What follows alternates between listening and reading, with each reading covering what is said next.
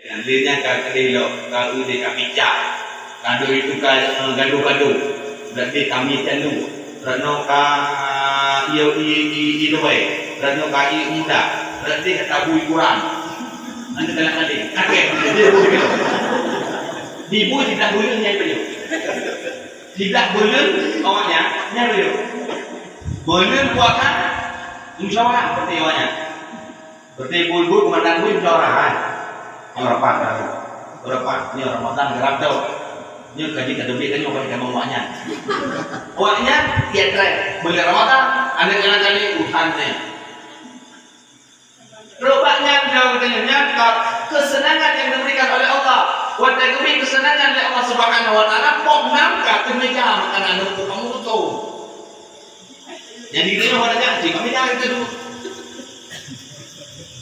Wana. Boleh. Anak buah boleh. Anak buah mandung boleh. Nyai dia tu anak ni terus sampai mana? Tahu. Pokna kami hidupnya. Pokna kami hidup. Pokna lewat mongna lewat motor.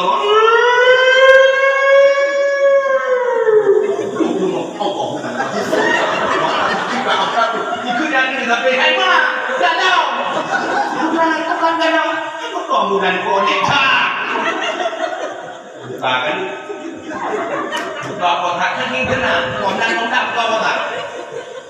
Kotak kalau ni ada buka. Barai motor ni cai form ni kan. Motor mula. Maka diam tak joyo. Lang boleh Ramadan diam tak joyo. Memang sunnah.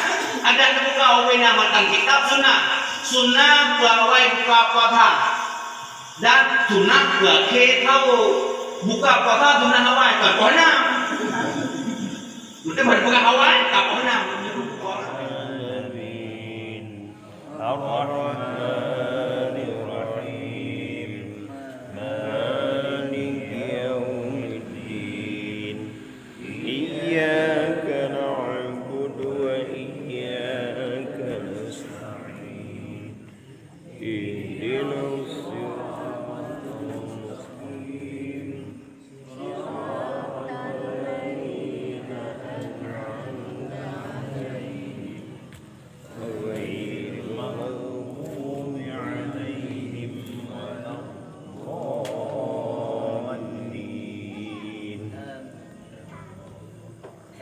Bismillahirrahmanirrahim. Faslun fil ikhtilafi fil khul'i. Ya Sayyid